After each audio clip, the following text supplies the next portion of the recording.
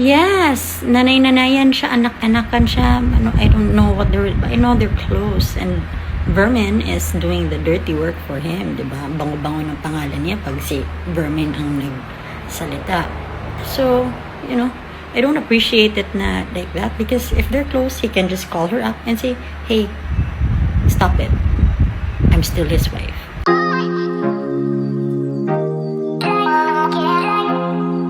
Sinupalpal ng katotohanan ni Ellen Adarna si Christy Ferman kung saan, ay nagpahayag ito tungkol sa sustento ng anak ni Ellen Adarna kay Derek Ramsey. Sa video nga ni Ellen at sa kanyang mga post ay isiniwalat nito ang mga hindi totoong narrative umano ni Christy Ferman. Narito panoorin. Forgiveness is only for the people who deserve it and who ask for it and really change. But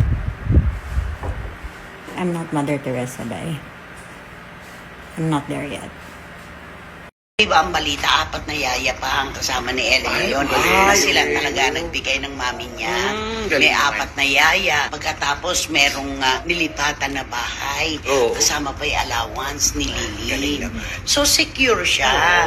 Wala siyang dapat na idiretso. Dahil alam niya, ang diretso ay hindi na dinediretso pa. Diba ang balita?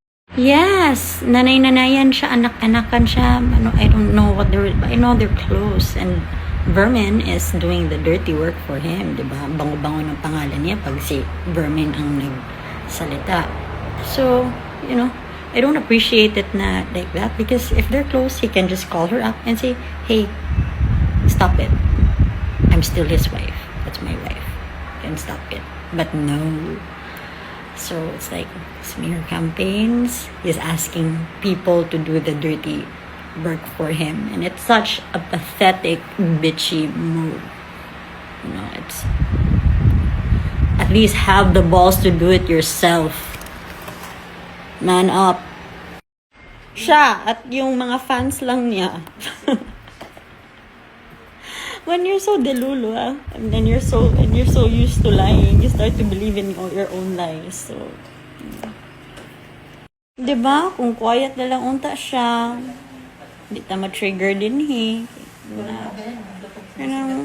mangangkon, di magpaka-feeling na dato kay siya, di ba ma-trigger kayo makatingog ta piragaba din ta. Since October last year, he hasn't given. Diba? So October, November, December, January. So came January, I had it. My family was like, nope, don't tolerate that shit. If he doesn't give anything, then no Lily. That's simple. So that's when I called them out and I think they panic. Well, nothing man. So, there. But 2 weeks ago, less than 2 weeks ago, the credit card arrived. Yun na yan.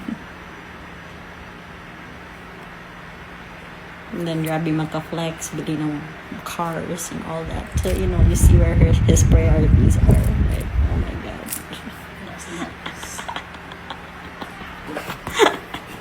Because Elias was only a toddler at the time. He was in schooling and I was in Cebu. When I'm in Cebu, everything is taken care of. My house, bills, driver, yes, it's all paid for the company. So my only gastos when I was in Cebu was only my groceries. So it was fair, na yun lang.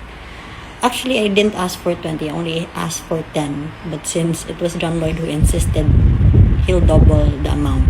So from 10,000, he wanted to double it, naging 20. So yeah, so that explains it. Okay? There. Well, to be fair, he said he gave milk and diapers last November or October, but I don't know. We didn't see it because I'm the type that I hoard. I hoard milk, I hoard diapers. I mean, diba? I even hoard makeup. What more food and stuff for my children? So, di namin yun nakita and di namin matrace. Sana he can provide receipts. So, it's there. But he said that he sent milk and diapers in October. So, there. I will not discredit that. And I think this month he bought milk daw. That's good for 2 months, but I already bought also good for 3 months. So it's not here with me. So there. So let's not discredit that also that he bought daw. So there. Ay, buti ka pa. Ako never. Well, at the time, October, November, December, I was okay with it because, it didn't really bother me because kaya ko naman eh. I mean, I can support Liana myself. But then it was my family who like knocked some sense into my head over the holidays when we spoke about it. They were like, what? Wala pa siyang bigay? You know what, parang like, kung wala siyang bigay, then no, don't let him see Lily. Simple as that. Don't beg. Don't ask for anything. But if he doesn't give, then no Lily. Diba? Parang, kasi naswerte, tama lang naman. So there, when I told them January na, yun na yung rules ko, kung hindi kayo magbigay, then walang Lily. So, yun, dumating yung credit card 2 weeks ago. Well, there was food, no? But, like, sometimes makulang. Like, the first 2 years in the marriage, like, pag nakulang, I buy. I make abono. Because his mom was in charge of the groceries from start to finish of the marriage. So the first 2 years, I buy my own. Kasi kulang, alias has his own, alias is provided. Kasi nakahiya naman, diba, na parang naki-ride on lang na provided naman siya kay JL. So, and I buy groceries for my staff. And my tampons, my toiletries, that I buy for myself.